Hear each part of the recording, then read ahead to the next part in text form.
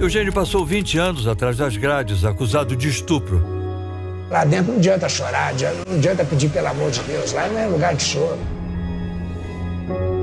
Paulo foi condenado a 21 anos de cadeia, também por estupro. Porque até depois da morte, vou lembrar disso. A raiva e a revolta mantiveram Eugênio vivo. Mas eu passava a mão também nos facão, amarrava pano na cabeça e largava minha Bíblia e pum, baseadão na boca, tirava de malandro. Você tinha que fazer, eu tinha que seguir o esquema. E o senhor usava drogas? Não, eu tinha que fazer para me fingir que eu era bandido. Paulo, ao contrário, não suportou a pressão e tentou se matar. O senhor tentou se cortar de que maneira? Foi no braço? Tem marca aí? Tem que... Tem aqui. Foi nesta veia? Mas a hora que os presos viam aquilo, eles chamavam os guardas e falavam, o seu Paulo está tentando aqui. Porque eles viam que eu era inocente, né? Os dois foram confundidos com o mesmo criminoso. O maníaco do Anchieta. Um estuprador que agia na década de 90 em Belo Horizonte, Minas Gerais. Foi um erro brutal, uma coisa brutal que fizeram comigo. Quem fez as investigações não quis investigar. Eles simplesmente foram pelo falso reconhecimento. Sósias de um criminoso. Eugênio cresceu em uma família tradicional da capital mineira. Estudou em bons colégios, viajou pelo mundo. Ele foi o primeiro a ser preso injustamente. 13 de agosto de 1995. Seu Eugênio estava nessa praça de Belo Horizonte com a namorada dele quando foram surpreendidos por dois policiais descaracterizados, que abordaram o casal fazendo a seguinte pergunta. Você é Eugênio Fiuza? Sim, senhor. E essa garota que está com você aí? Eu falei, uma amiga minha que eu não sabia o que estava acontecendo. Ele conta que não deu muita importância aos policiais. Era um cara boêmio, frequentava a zona, meretrizes, boates de mulheres. Eu tinha várias mulheres, várias amantes. Mas um homem boêmio, na época, com 46 anos, nunca tinha sido preso. Fiquei sem saber. Fui com eles, segui com eles, falei assim, daqui a pouco eu tô aí. Falei com a minha namorada, daqui a pouco eu tô aí. Isso daqui a pouco durou 20 anos. 20 anos. O horror vivido na cadeia deixou traumas profundos. Pensava que lá dentro eu não ia sair vivo mesmo. Eugênio conta que não suportou a tortura física e psicológica. Com medo de morrer, acabou confessando à polícia crimes que não tinha cometido. E todo dia eu era torturado. Enquanto Eugênio estava preso, vários estupros continuaram acontecendo nas ruas do bairro Anchieta. 2 anos depois da prisão dele, a polícia cometeu outro erro. Paulo saía do prédio onde trabalhava como porteiro quando foi abordado por policiais. Foi bem aqui que o senhor foi preso? Foi aqui. Eu fui passando, dei bom dia para eles. 2 estavam assim no passeio. Aí eles me deram voz de prisão. O senhor está preso. Eu falei, mas preso por quê? Não tal. Na época, com 51 anos, o porteiro tinha ficha limpa e levava uma vida pacata. Após a abordagem policial, seu Paulo acreditava que tudo aquilo não passava de uma grande brincadeira e de mau gosto. Era 1º de abril de 1997, justamente o dia da mentira.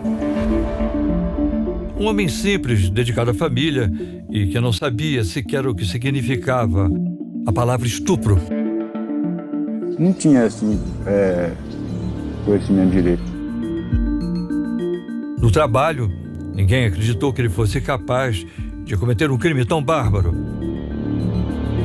Todo mundo, não era só um nem dois, né? Era todos os moradores.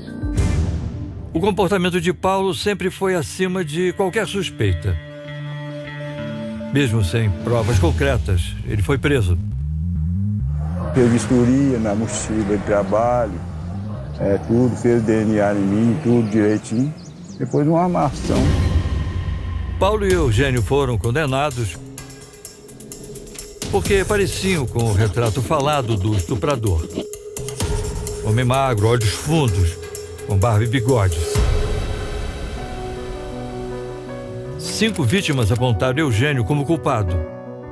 outras 2 acusaram Paulo. Para os advogados de defesa, as condenações foram um erro grotesco da justiça. Melhor deixar um criminoso solto do que um inocente preso. Para o defensor público do estado de Minas Gerais, Wilson Rocha, as vítimas foram induzidas pela polícia a apontar os 2 como culpados. É recorrente a gente ver reconhecimentos feitos em audiência de formas contrárias à lei, de formas totalmente arbitrárias. Enquanto Eugênio e Paulo estavam presos, o verdadeiro estuprador continuava atacando suas vítimas. Deve ter umas 30 estupros, no mínimo. Enquanto você e o porteiro Paulo estavam presos. Estavam presos. Só uma diferença existe em nós agora. Aqui tem pernoite, não tem mais aurora. Quanta claridade tem você lá fora. Paulo voltou a ver a claridade através da janela de casa. Mas depois de 15 anos de prisão, a vida dele não é mais a mesma. Quando foi preso, Paulo vivia aqui com a mulher e 2 filhas. A pior experiência foi disso, de eu estar lá dentro inocente e a família indo lá me visitar.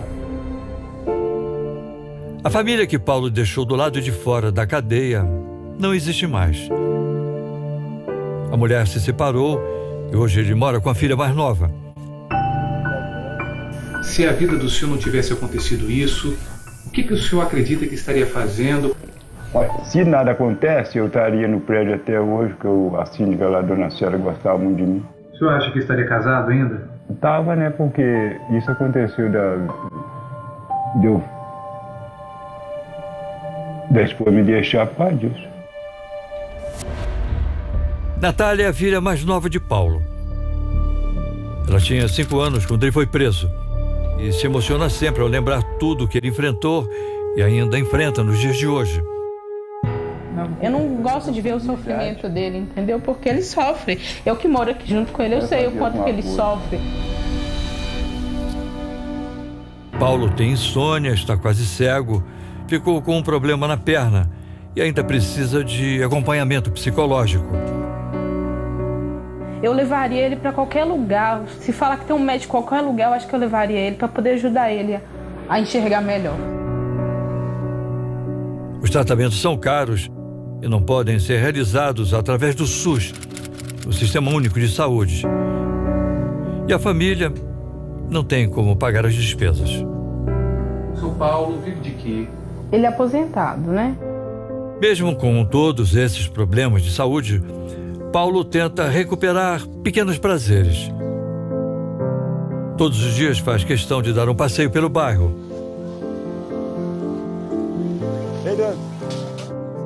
E de cumprimentar as pessoas de cabeça erguida. É isso, né, seu Paulo?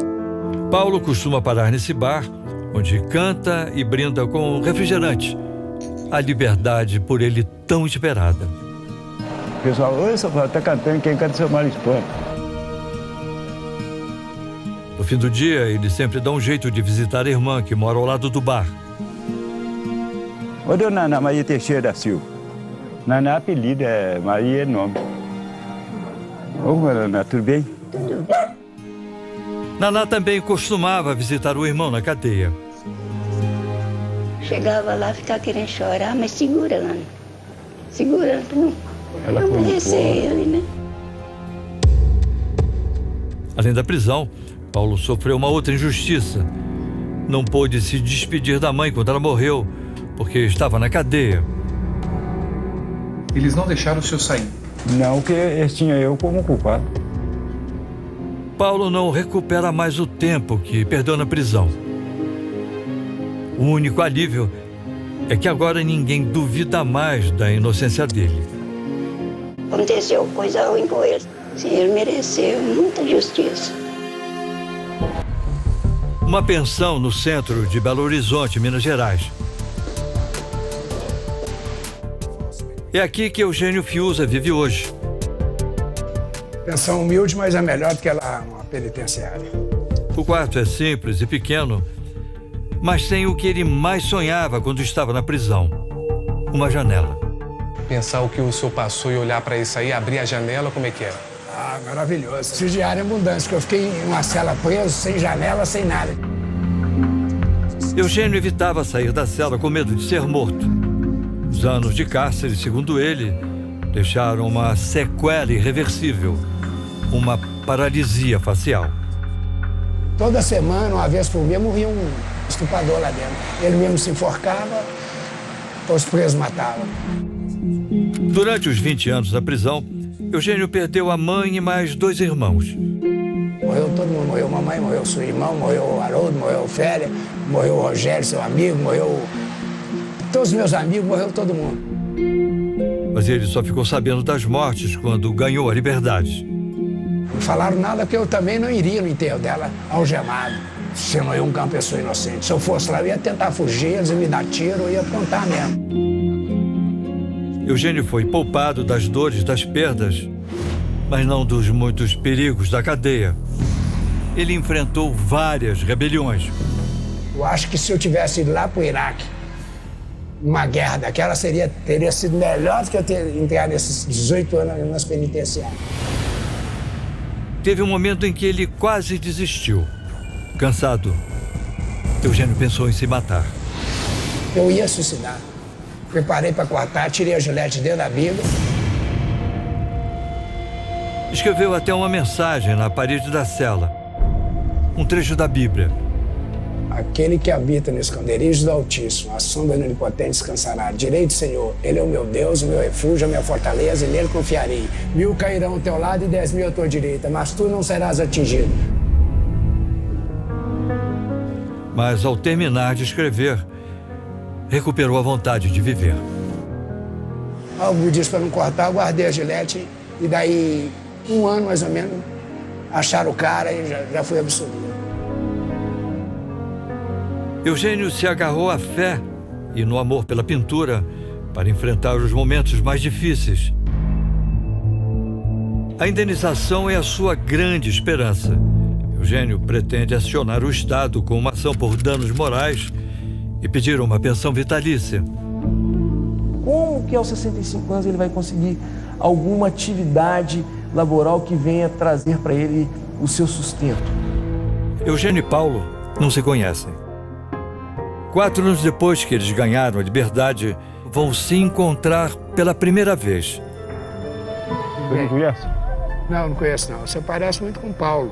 Com o Paulo sou eu mesmo. Ah, é você? Ah, Paulo, perfeito. Você é o Eugênio, né? Eugênio. Eugênio. Perfeito. O que arrumaram com a gente? Mas o que eles teriam a dizer um ao outro? Eles ficam tão surpresos com o encontro inesperado que começam a falar ao mesmo tempo. Eu tirei um crime de onda, minha pena era 40. Eu fui no fora pagando para sair de volta e até hoje minha pena era 40 anos. Era para mim estar preso até hoje. Você tem que ir em autoridades. Nem que você vá para Brasília. Pega essa bengala lá e dá uma bengalada naqueles vidros lá do Tribunal de Justiça e mostra para o mundo todo direitos humanos que você precisa recompor sua vida. Né? Senão você chega a 90 anos, vou enterrar você, fazer uma escultura sua. Isso não, eu quero em vida. Segundo o secretário de Direitos Humanos, as investigações do Brasil não levam em conta um princípio básico em relação a pessoas suspeitas. Ela é inocente, até que se prove o contrário. Então você não pode acusar uma pessoa a qualquer custo, a qualquer preço. O dinheiro que eles esperam receber não vai apagar o triste passado que viveram, mas pelo menos vai trazer um pouco de alívio nessa história que até agora só teve sofrimento. 2 brasileiros patriotas que venceram a guerra.